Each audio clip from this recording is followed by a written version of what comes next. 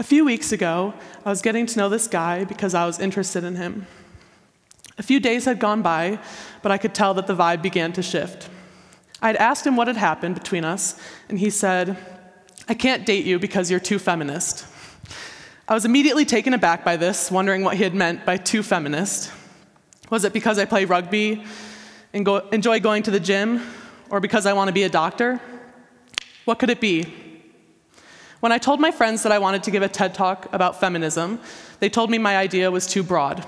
Of course, with feminism, you could go in many different directions, but based on my experience with this guy, I wanted to address the actual definition of feminism. You see, I asked a few guys on the dorm floor of my building what they thought the definition of feminism was. I was faced with responses such as, "I don't feel comfortable answering that, Kate," or "That's a loaded question," or "The desire women have to be better than men." One guy even told me that if women and men had equal rights, he would be able to hit a girl. I was faced by this response with the majority of men on the floor of my dorm building. Feminism is not a word that needs to be tiptoed around. It is not fragile, and it is not scary to address. You see, feminism does not need to be tiptoed around because it's a bare minimum. You see, the bare minimum, equal opportunities for all, regardless of sex or gender identity, is not a radical idea. When discussing men should discuss reproductive rights or representation in politics, not the right to beat a woman. Fragile and toxic masculinity has shaped the way men act, speak, and interact with others. It creates this anxiety and need to feel masculine. This is how feminism became controversial in society. This need to keep up this macho man persona has created awkwardness surrounding conversations about women's rights. But where do men get this insatiable desire for dominance? Why do people have to man up or grow a pair? During high school, I read a book called The Macho Paradox by Jackson Katz. This book, published in 2006, addresses how we as a society mold boys with the mindset that excuses this fragile masculinity. You see, little statements during our elementary school days, such as "boys will be boys" or "girls mature faster than boys," are used as excuses to validate these inappropriate behaviors instilled in our children since birth. Asking some young boys to grab chairs or move tables during elementary school was not ill-intended, but continues to belittle women and enforce the separation between genders. To quote Katz, "At the same time that impressionable boys absorb the lessons about how to earn respect in the world of men, they get the complimentary message that what is considered feminine has less value than what is considered masculine. It is a short step from there to the belief that women should be subordinate to men and sexually available to them." As young boys and girls grow up in a world shaped by these views, they form very different habits and lifestyles. As young girls grow into young women and adults, and playing dress up and playing with dolls becomes partying and dating, it becomes increasingly important to learn how to protect ourselves in a way that men never have to experience. See, when going to a party, it is programmed in our heads to never come back to your drink if you set it down, watch your drink getting poured, travel in groups constantly, and never wear anything too scandalous. In everyday life, it plays a role as well. Carry pepper spray with you at all times, in your purse, in your car, at home. Make sure you carry your keys in between your fingers to use as a weapon. Lock your car door as soon as you get in your car, and park in well-lit areas.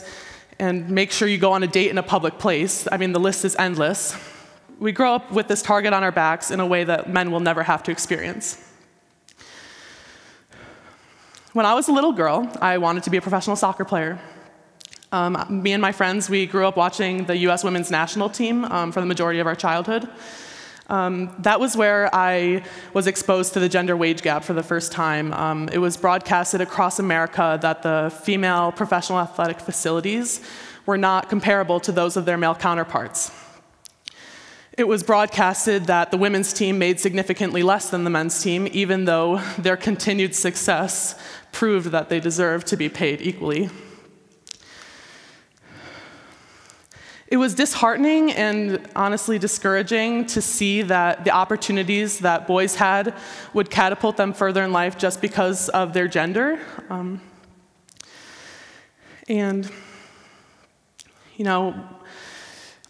It became broadcasted across America that women make 78 cents to a white man's dollar.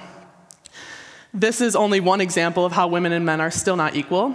But this extremely popular statistic I just shared is only for white women. You see, black women only earn 64 cents to a white man's dollar, and Hispanic women only earn 56 cents. Intersectional feminism is a term used to help describe the differences between these statistics. Too often, people address these kind of vulnerabilities using one-size-fits-all solutions. Intersectional feminism allows us to take a step back and allows us to view other people's experiences apart from our own. And it allows us to acknowledge that people experience discrimination in many different ways. Another term, white feminism, is a term that highlights the struggles of white, straight, middle-class women while disregarding and dismissing those of black women, LGBTQ women, and women of other minority groups.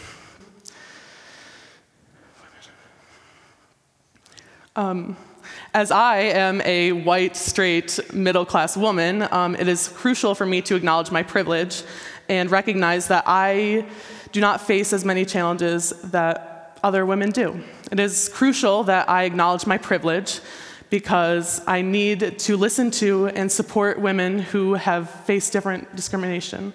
And it is important that I recognize that their experiences are different than mine.